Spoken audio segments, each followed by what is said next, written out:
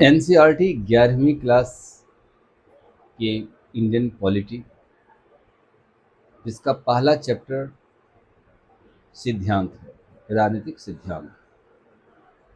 राजनीति क्या है? यह एक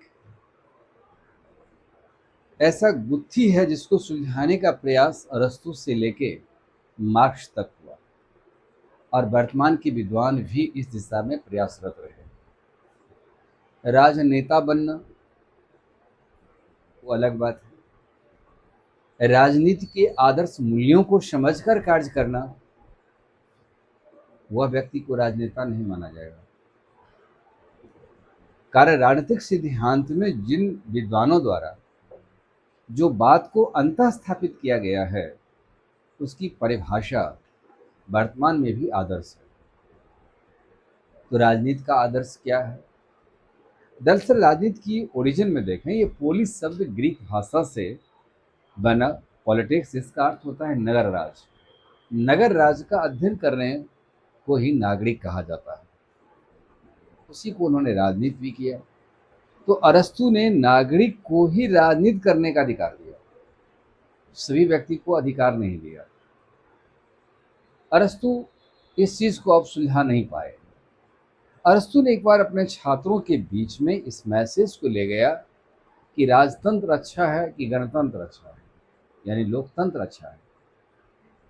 इसमें लोकतंत्र को उन्होंने भीड़तंत्र की संज्ञा दिया था और राजतंत्र में एक आदर्श राज्य बनाने के लिए जो व्यवस्था दिया, विचार दिया अरस्तु, राज को व्यवस्थित रंग से परिभाषा दिया, लेकिन राजनीति की गुत्थी नहीं सुलझ पाई कि दुनिया एक ही विषय वस्तु को उसी रंग में उसको परिभाषित कर सके। सिकंदर महान अरस्तु के शिष्य हुए तो उन्होंने विश्व विजेता बनने का प्रयास किया और विश्व का एक संस्थान बनकर राजनीति की सत्ता को अपने पास रखने लगा, लेकिन राजनीति में अधिकार नहीं दी गई। तो राजनीति में यदि अधिकार नहीं दिया गया तो रूसो ने भी यहाँ पर, कार्ल मार्क्स ने भी नहीं सुलझा सका, रूसो लेकिन सुलझा लिया कि जन इच्छा ही आदर्श है, जिसको उन्होंने संप्रभुता की संज्ञा दिया। तो राजनीति का यह विषय इस रूप में जन इच्छा का एक आधार बना। अब आप इसको इस रूप में देखिए, आदर्श राजनीति विज्ञान के भीतर जो आदर्श सिद्धांत की चर्चा जब भी किया जाएगा, आदर्श सिद्धांत की चर्चा जब भी किया जाएगा, इसमें लोकतंत्र आएगा, स्वतंत्रता, समानता, यह आदर्श सिद्धांत किसी भी देश की विचारधारा में आती है। लोकतंत्र में जहां पर जनता इस शासन के केंद्र में रहेगी, वहां लोकतंत्र माना जाएगा। जनता सरकार को चयन करेगी, जनता एक निश्चित कार्यकाल के लिए चयन करेगी, उसे अस्थायी व्यवस्था पद पर रखने का अधिकार नहीं है। नहीं तो लोकतंत्र नहीं, वह राजतंत्र का रूप ले लेगा या निरंकुशतावाद का रूप ले लेगा।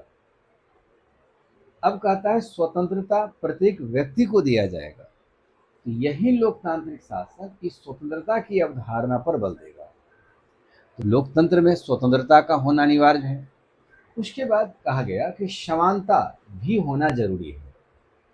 तो निम्नलिखित में से लोकतंत्र राजनीति का मूल सिद्धांत का आदर्श क्या है? तो लोकतंत्र, स्वतंत्रता, समानता, ये तीनों आदर्श सिद्धांत के रूप में स्थापित है। मार्क्स ने कहा कि समानता निर्णायक है जितना कि स्वतंत्रता। इन्होंने कहा कि समानता में आधार लाना जरूरी है, समानता यदि नहीं होगा तो वहां पर असमानता वर्ग संघर्ष को पैदा करेगा, और वर्ग संघर्ष के जरिए कार्ल मार्क्स ने समानता लाने पर बल दिया। कहा कि उससे एक जाति और एक वर्ग का निर्माण हो सकता है। ये इक्वलिटी की भावना पर सबसे पहले कार्ल मार्क्स ने बल दिया। कार्ल मार्क्स राजनीतिक सिद्धांतों में किन व्यवस्थाओं पर सबसे अधिक बल दिया? तो समानता, और कहा कि यह निर्णायक, यह निर्णय का विषय वस्तु भी है, इसलिए न्याय समानता पर आधारित ही किसी समाज के द्वारा संभव होता है जितना कि स्वतंत्रता। अब यहाँ पर कहता है कि कौन बड़ा है मार्क्स के शब्दों में, समानता या स्वतंत्रता? तो कहता है कि दोनों ही अब बराबर है, और दोनों ही बराबर यदि होगा तो राजनीति के भीतर वह सैद्धांतिक आचरण को फॉलो किया हुआ माना लिया जाएगा। महात्मा गांधी हिंद स्वराज में वास्तविक स्वतंत्रता में स्वराज का जिक्र किया, जिस स्वराज में कहा जब शासन के इर्द गिर्द में जनता हाथ डालने लगेगी, जनता इन्वॉल्व हो जाएगी, तो समझ लेना आज़ादी मिल गई।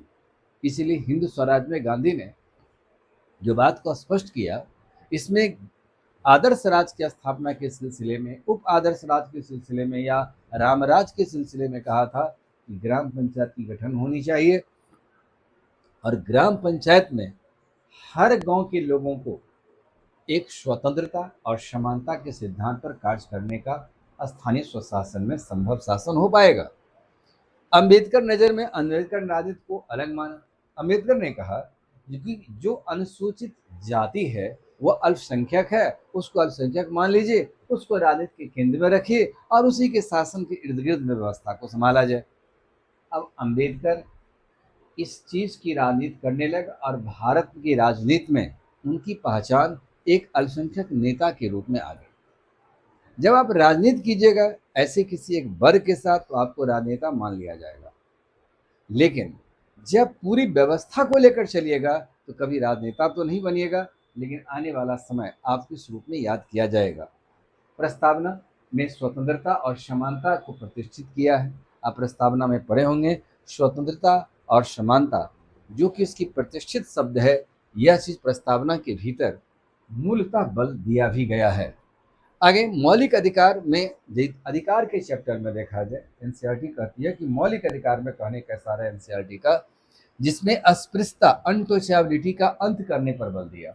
अंत करने का मतलब यह था कि ड्राफ्टिंग कमेटी का अध्यक्ष हुआ करते थे भीमराव अम्बेडकर, तो उन्होंने कहा कि भेदभाव व्यवस्था को गांधी भी खत्म करने की बात कहा था। तो ये मौलिक अधिकार के चैप्टर में आर्टिकल 17 के भीतर में अस्पृश्यता के अंत करने की बात कहा कि इस प्रकार की राजनीति का आधार होना चाहिए। आगे देखिए, मौलिक अधिकार में अस्पृश्यता को अंत कर दी गई। गांधी जी के विचार जो है वह राजनीतिक विचारधारा directive principles of state policy में, यानी राज्य की नीति तत्व में शामिल किया गया कि देश की राजनीति इस दिशा में चलना चाहिए कि आर्थिक विकेंद्रीकरण की बात हो, सबको आर्थिक रूप से समानता का आधार दे दिया जाए तो विषमता खत्म हो जाएगी। तो गांधी के विचार को डीपीएससी में शामिल भी किया गया। तो गांधी ने राजनीति को इस नजरिया से देखा।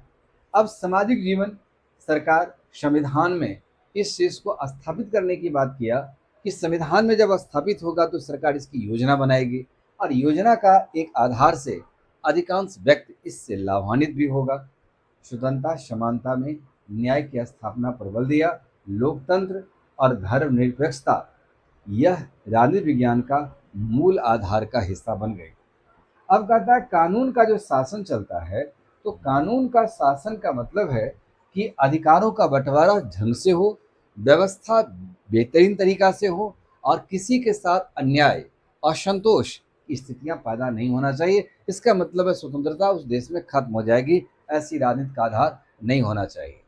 एक नया शब्दावली अभी इस युग में आ गया, इंटरनेट का जब प्रयोग करते हैं, इंटरनेट का प्रयोग करने वाले को नेटिजन कहा जाता है। और नेटिजन कहने का मतलब है कि आप इंटरनेट के माध्यम से दुनिया में एक व्यवसाय को आधार बना सकते हैं। अमेरिका में आप यदि कोई पैसा ऐसा है, वस्तु है, उसका मूल्य तय करके देख सकते हैं कि इतना मूल्य है, उसके साथ अपनी वस्तु का तुलनात्मक अध्ययन कर सकते हैं। ये नेटिजन शब्द का इस्तेमाल इस इंटरनेट के साथ किया गया। इसलिए इंटरनेट का इस्तेमाल करने वाला जो आता है इसी को नेटिजन कहा जाता है, जो वर्तमान व्यवसायीकरण में इसका स्थान दिया जा रहा है। और व्यवसायीकरण से हम अधिक से अधिक टेक्नोलॉजी का इस्तेमाल भी कर रहे हैं, जो वर्तमान में एआई के युग में प्रवेश किया गया। भारत ही नहीं पूरा विश्व है। यूनान में सबसे अधिक विवेकशील प्राणी सुकरात को माना गया। सुकरात की चर्चा आज भी की जाती है, लेकिन सुकरात विचारधारा का अंत हो गया। एथेंस के राजा ने उन्हें फांसी की सजा मुकर्रर किया, जिसमें से विष पीने के लिए मजबूर किया और सुकरात दुनिया को छोड़कर चले गया। कहा जाता है कि सबसे अधिक विवेकशील आदमी था, इनके नज़र में शेष विवेकशील कम था, इनको जीवन से अपने आप को सिमटना पड़ा था। तो ज़्यादा विवेकशील बन जाइएगा तो राजनेता से ऊपर उठ जाइएगा तो राजनेता आपको मार देगा, आपको राजनीति करने का मौका नहीं देगा। अब आप क्या हो जाइएगा, सिद्धांतकार हो जाएगा। इसीलिए उस समय के राजा का नाम अब नहीं है, वर्तमान पीढ़ियां नहीं जान रही है, इतिहास के पन्नों पर सिमट के रह गया। लेकिन जब विवेक और ज्ञान की चर्चा आती है, एक गुरु की परंपरा की बात आती है, तो वहाँ सुकरात की चर्चा जरूर किया जाता है। सुकरात यूनान के ऐसे दार्शनिक थे जिन्होंने आदर्श राज स्थापित करने के लिए हर व्यवस्था को आगे लाया, लेकिन व्यवस्था नहीं हुआ तो दुनिया में खो करके ये अपने को चले गए। तो राजनीति यहाँ भी था। इस प्रकार से आदर्श सिद्धांत वाले ही लोकतंत्र में हम ढूंढने का कार्य करते हैं, स्वतंत्रता, समानता और न्याय पर बल देते हैं, लेकिन राजनीति को दशा और दिशा देने का काम समय के विद्वानों ने अलग अलग किया है। इसलिए गांधी आपके राजनेता नहीं है, सिद्धांतकार है। मार्क्स राजनेता नहीं है, बशर्ते कि सिद्धांतकार है। रूसो राजनीति नहीं किया, वह एक सिद्धांतकार हैं। उनकी चर्चा सैद्धांतिक आधार पर किया जाता है। इन लोगों ने जो राजनीति सिद्धांत को पहचानने का कार्य किया, उनकी जो जीवन शैली थी, उनकी जो व्यवस्था था, इस व्यवस्था के अनुसार से यह कार्य किया। इसीलिए जन इच्छा को रूसो ने जिस तरीका से परिभाषित किया कि स्वतंत्रता मात्र का मौलिक अधिकार है, और यह जन इच्छा पर रूसो ने बल दिया था, और यही जन इच्छा आज वर्तमान में संप्रभुता का एक रूप ले लिया कि मानव की इच्छा एक श्रेष्ठ इच्छा का आधार होता है। अब इसमें ये सिद्धांत का निर्माण यही से होती है। यदि आपका कुछ इसमें कोई प्रश्न है तो आप बता दीजिए, नहीं है तो आगे बढ़ेंगे। कि राजनीति की ये भी एक परिभाषा थी। देश की राजनीति इधर भी जा रही थी जहाँ पूना पैक्ट हुआ था। अनटचेबिलिटी को गांधी भी खत्म करने की बात कहा था। यदि किसी व्यक्ति के साथ यदि इस प्रकार का अस्पृश्य आचरण की जाती है, उसकी मनोदशा कमजोर होती है, इससे राष्ट्रीय एकता को सीधे ठेस पहुंचता है। इसलिए यह राजनीति उचित नहीं कि सब, इसलिए 17 में सबको अधिकार दिया गया कि आपके साथ कोई छुआछूत नहीं करेगा। छुआछूत तो हर जाति के भीतर थी, जाति के अंदर भी जाति छुआछूत की भावना मा चुकी थी। इसलिए गांधी ने कहा था जातिवाद रहनी चाहिए, लेकिन छुआछूत की भावना को त्याग दीजिए। हिंदू की हिंदुत्व को बचाना है तो आपको छुआछूत को त्यागना पड़ेगा। हिंदू समाज के लिए कलंक है तो वह छुआछूत है। अगरी जाति में भी उस जाति की कैटेगरी है, वहां भी अस्पृश्य आचरण है।